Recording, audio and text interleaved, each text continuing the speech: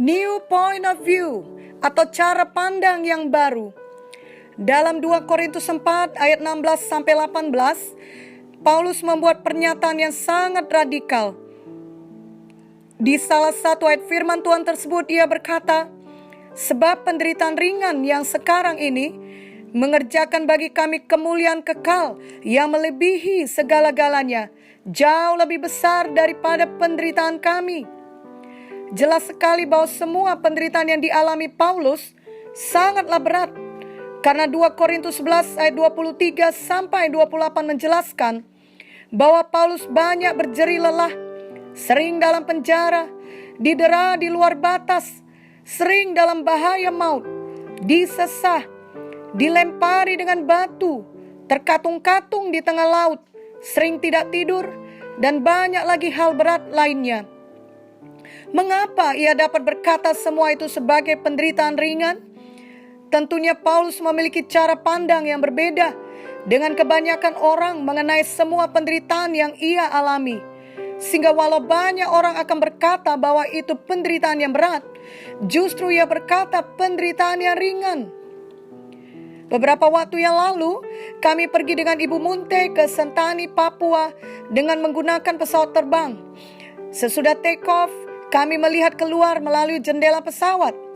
Sungguh suatu pemandangan yang berbeda bila dilihat dari atas sana. Karena dari atas pesawat, kami tak dapat mengenali orang-orang yang ada di bawah, karena memang tidak kelihatan lagi mukanya. Begitu juga dengan jenis-jenis mobil yang ada di jalanan. Semuanya kelihatan kecil dan hampir tak dapat dibedakan. Rumah-rumah maupun gedung-gedung kelihatan begitu mungil, dengan jalan-jalan yang mungil pula. Padahal sebenarnya banyak dari rumah dan gedung tersebut adalah bangunan yang besar, tinggi, dan megah. Namun bila dipandang dari atas sana, semua kelihatan begitu kecil. Itu membuat kami berpikir bahwa sesungguhnya prinsip yang sama berlaku dalam hidup kita ini. Yakni bila dipandang dari satu sisi, maka sesuatu itu dapat terlihat begitu besar. Namun bila dipandang dari sisi yang lain, misalnya seperti yang kami lakukan dari atas pesawat, maka hal yang sama tersebut dapat terlihat sebaliknya, yakni hanya kecil saja. Jadi sesungguhnya itu tergantung dari cara pandang kita. Kerap kali bila kita tidak hati-hati, kita memandang persoalan atau penderitaan kita dari sudut pandang manusiawi saja, sehingga kita melihat semua persoalan atau penderitaan tersebut begitu besar dan sukar bagi kita untuk tetap sukacita dan setia. Misalnya, ketika kita sudah bersikap baik, justru kita mendapat kritik. Ketika kita sudah banyak melayani, justru orang-orang yang kita layani melupakan kita, bahkan mengadukan kita untuk masuk pengadilan. Atau ketika kita sudah berkorban, kita justru mendapat berita buruk, yakni laporan dari dokter bahwa penyakit kita sangat parah. Atau ketika kita sudah banyak menolong orang, justru kemudian ada orang lain yang menipu kita dalam bisnis, sehingga kita mengalami kerugian yang besar. Atau kita sudah menjadi orang yang paling rajin dan berbakti dalam pekerjaan kita, justru kita satu-satunya yang tidak mendapat kenaikan gaji.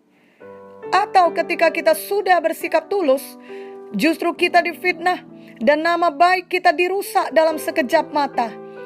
Banyak lagi contoh masalah lain yang mungkin kita alami, khususnya dengan adanya pandemi virus corona atau COVID-19 ini. Namun hari ini, marilah kita memutuskan untuk melihat dengan cara pandang baru, yakni Tuhan Yesus tetap baik ketika semua yang kita lihat tidak baik. Tuhan Yesus bukan hanya baik ketika semuanya baik, tapi Tuhan Yesus baik dalam segala perkara, dalam setiap waktu. Mari kita berkomitmen untuk tidak membiarkan semua masalah atau penderitaan menghanyutkan kita dalam kesedihan, kekhawatiran, atau bahkan kemarahan karena ketidakadilan yang kita alami. Memang bila kita hanya memandang secara manusiawi kita, kerap kali kita dapat merasa bahwa hal-hal yang terjadi dalam hidup kita tidak adil dan tidak dapat kita mengerti sepenuhnya. Kiranya hari ini kita memandang hidup kita dengan cara pandang yang baru, yakni cara pandang menurut firman Tuhan, di mana semua persoalan dan masalah yang kita alami itu adalah sangat kecil, bahkan tidak berarti bila dibandingkan dengan kuasa Tuhan Yesus yang memihak kita, bila dibanding kasih Tuhan Yesus yang tidak pernah meninggalkan kita.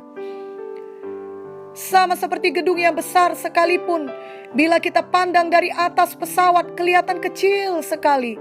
Gedung itu tidak berubah ukurannya, tapi cara pandang kita yang berubah.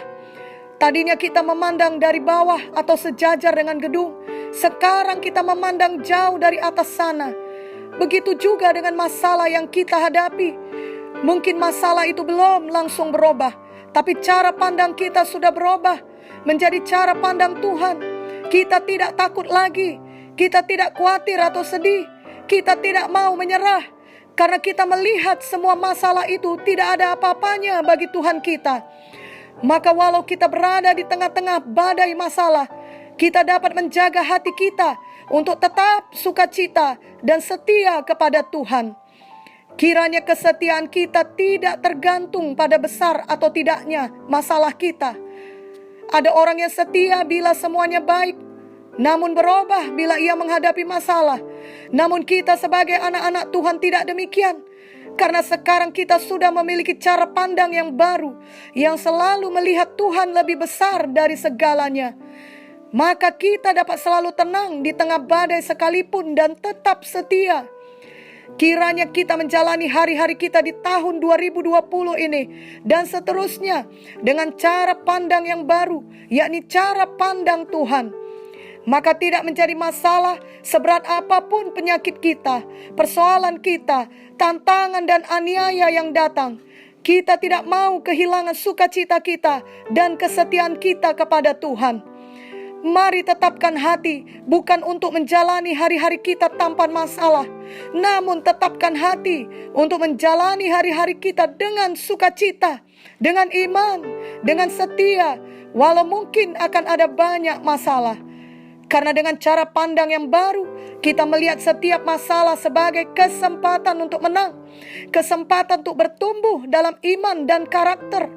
Semakin besar masalah tersebut, semakin besar pertolongan Tuhan bagi kita, dan semakin besar pula kemenangan yang akan kita terima. Dan kita akan menerima upah kita di sorga yang tidak dapat dicuri. Betapa indahnya hidup dengan cara pandang firman.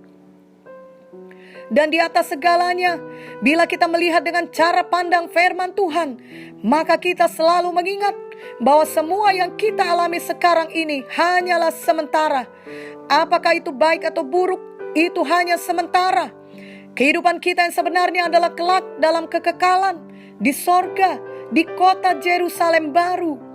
Sehingga kita tetap maju menuju ke sana dan tidak mengundurkan diri apapun yang terjadi. Juga tidak menjadi duniawi ataupun salah fokus selama hidup di dunia ini. 2 Korintus 4 ayat 18 jelas mengatakan, sebab kami tidak memperhatikan yang kelihatan, melainkan yang tak kelihatan. Karena yang kelihatan adalah sementara, sedangkan yang tak kelihatan adalah kekal.